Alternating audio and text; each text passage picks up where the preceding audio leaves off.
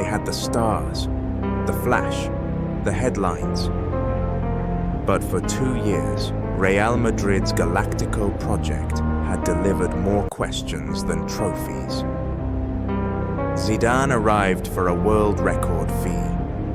Figo was already there. Raúl was in his prime, yet no European glory. But in 2002, the club's centenary year, destiny called. And on a night in Glasgow, with the world watching, Zizou answered. This is the story of how Real Madrid conquered Europe for the 9th time, and how a single left-footed volley became immortal. The early 2000s were a golden period for European football, a time of glamour, tactical revolutions, and the rise of the Galácticos. Manchester United, still hurt by that shock exit to Bayern in 2001, invested even more in talent. Juventus, ruthless and reborn, brought in stars like Buffon and Nedved.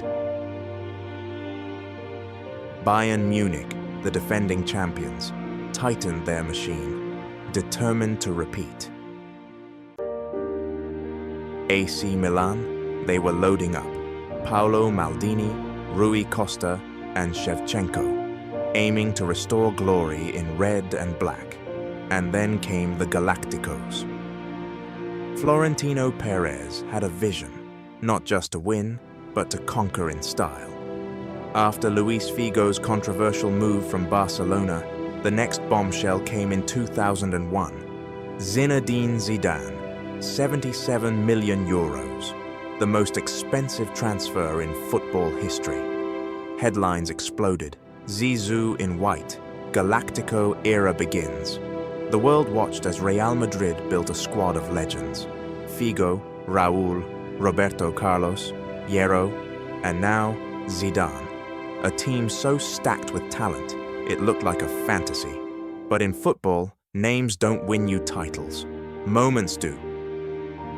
And behind the headlines, Real Madrid didn't look invincible. They weren't dominating La Liga. They weren't blowing teams away.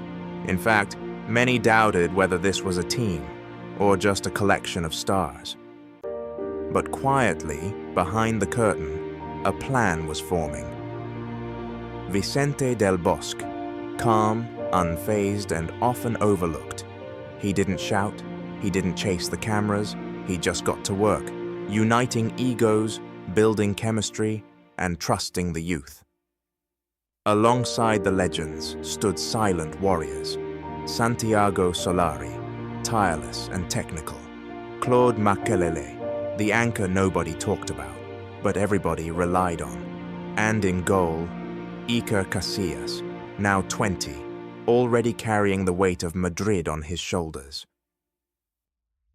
They weren't the favorites or the flashiest on paper, but as this season would soon prove, when it mattered most, this Real Madrid team had magic. The quest for La Novena began quietly. No fireworks, no drama. Just a professional job from a team quietly building towards something greater. Drawn in Group A alongside Roma, Lokomotiv Moscow, and Anderlecht, Real Madrid didn't stumble out of the gate. They roared. In Rome, they announced themselves. Guti and Figo sealed a 2-1 win at the Olimpico, with Zidane orchestrating the midfield in his European debut for Los Blancos. Because Figo's no slouch at free kicks either. In fact, it is Figo! He scores! Figo. More familiar right-wing position, and Guti! This to bring Roma back into it.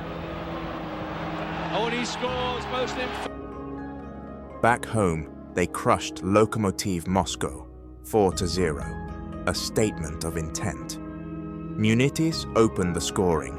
Figo converted from the spot, and late goals from Roberto Carlos and Savio sealed the emphatic win.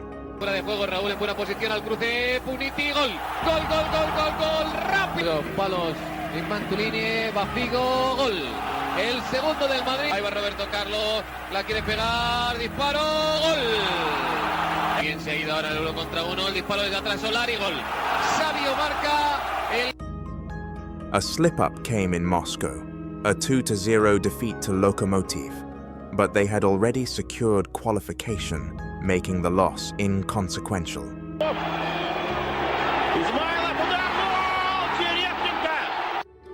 By the time the group ended, Madrid had 4 wins, 1 draw, and 1 loss, topping the group with 13 points.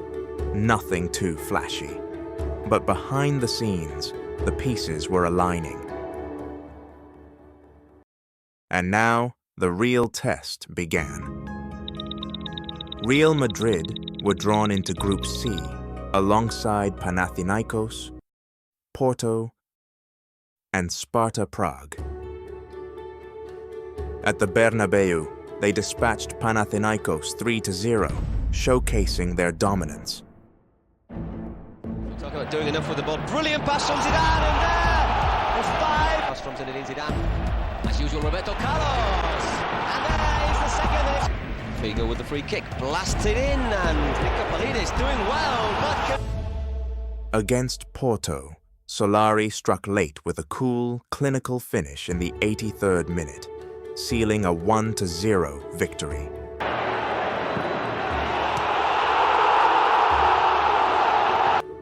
In Portugal, he delivered again early on, with Helguera adding a second, a confident 2-1 win, despite Capucho pulling one back. Organiza un revuelo con ese lanzamiento, ahí va Fernando Hierro, Bahía con problemas, intenta llegar Helguera, gol, gol, gol, Helguera, completamente solo Capucho, balón para Capucho, controla, gol. In Prague, Morientes led the charge in a thrilling 3-2 win. V žádném případě offside, Petrček přežil střelu Morientese, ale už ne, Kaříkovi Ijerovi, tam se tlačil, ještě je tu Rastěl Michalík, 1-1. Tak ulička to byla, jak vystřižena. Dok jde za lepším výsledkem. Cílko! Je to tam! A strojová kombinace Reálu, Roberto Carlos! Jejda! Back in Madrid, they secured a 3-0 victory over Sparta. But the most defining night came in Athens. Los Blancos trailed Panathinaikos 2-1. Chaos, confusion, and then calm. Portillo pulled one back, 2-2, one of the greatest Champions League comebacks. Saca Jeremy en corto para Portillo, vamos a ver, desde ahí se va a animar el chaval, golazo de Portillo. Madrid topped the group with 5 wins and 1 draw, scarred, tested, transformed. And so, fate circled back once again. Bayern Munich, the defending champions, the team that knocked Madrid out a year ago. The first leg in Munich was a war. Rain poured, tackles flew. Bayern took it 2-1, but the score didn't tell the full story. Ya sigue Jeremy, el disparo de Jeremy y el gol del Madrid. De Santa Cruz lo dejó pasar Effenberg y gol. Ya Pizarro ha tocado, peligro. Pizarro. Del Bosque had learned. In the return leg at the Bernabeu, he unleashed a tactical masterclass. Zidane and Figo pulled the strings, but the hero, even Helguera, a bullet in the 69th minute gave Real the lead. Then came Guti, rising from midfield to finish a flowing move. 2-0. Madrid were ahead on aggregate.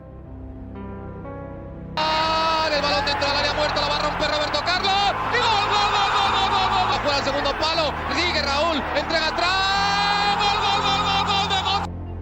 Bayern pushed, Kahn screamed, Effenberg pulled the strings, but Cesar Sanchez stood tall. The final whistle blew. 3-2 on aggregate, the champions dethroned. Some nights feel heavier than others. El Clásico, on the biggest stage in Europe, the semi-final of the Champions League. Real Madrid versus Barcelona, a rivalry soaked in history, hatred, and now continental consequences.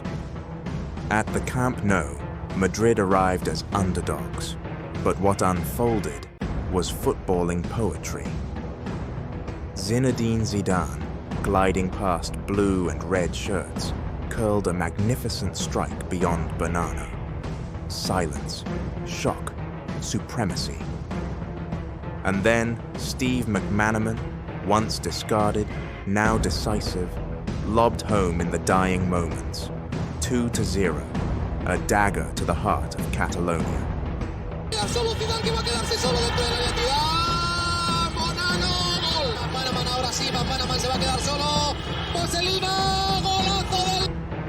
In Madrid, the return was tense. Barcelona tried to come back. Kluivert threatened. But Real stood firm. Raúl dropped deep. Makelele swept it all up. Only an own goal from Helguera broke the defense.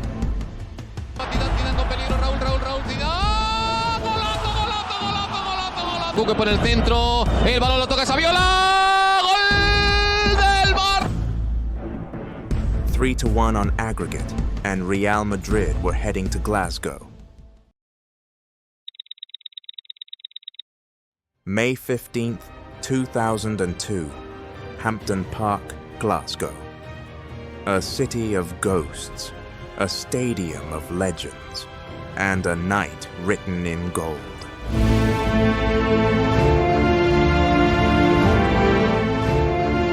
Bayer Leverkusen, the surprise package of the tournament. Brave, relentless, dangerous. But Real Madrid were not here to be part of a story. They came to end one. In the 8th minute, Raúl struck first. Sprinting past Lucio, he poked it past Butt. Clinical, cold, vintage. El balón hacia Raúl. Raúl le ha marcado el Madrid. Lo habíamos dicho. But Leverkusen weren't tourists. 5 minutes later, Lucio rose high and powered in a header. 1-1. Tension rose. Hombre atrás complacente. Ahí va Sneijder, el balón de Sneijder y gol. Ha empatado Lucio. Then came the moment that would be replayed for eternity. On 45th minute, Roberto Carlos bursts down the wing. A high cross loops into the sky. Zidane watches, waits, left foot, technique, poetry, volleyball, top corner, goal, a moment carved into the soul of football. Está Roberto Carlos, el balón para Zidane, qué difícil, qué golazo. The second half was war. Ballack surged forward. Schneider tested Casillas. And then, Casillas, the teenager, the backup, now the wall, pulled off save after save. The minutes crawled, the tension choked, and when the final whistle echoed through Hampden Park, history was made. Lifts the trophy, Real Madrid, champions for a record.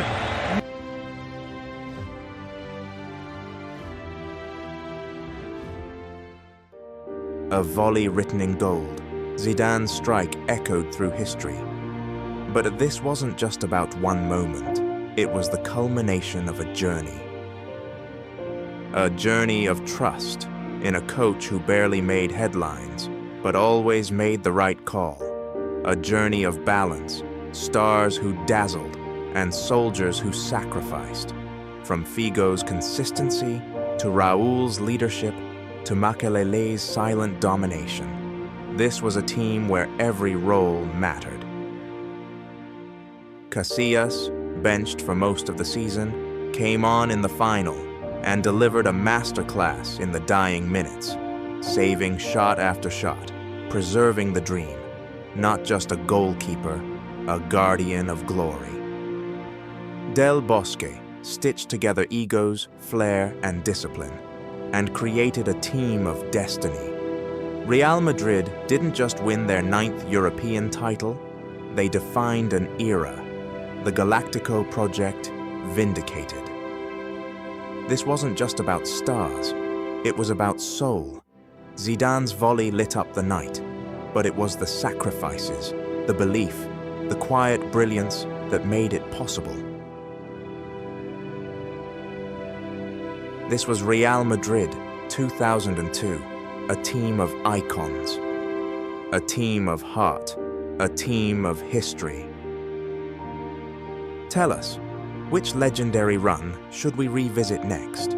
Comment, vote, and relive football's greatest moments, one miracle at a time.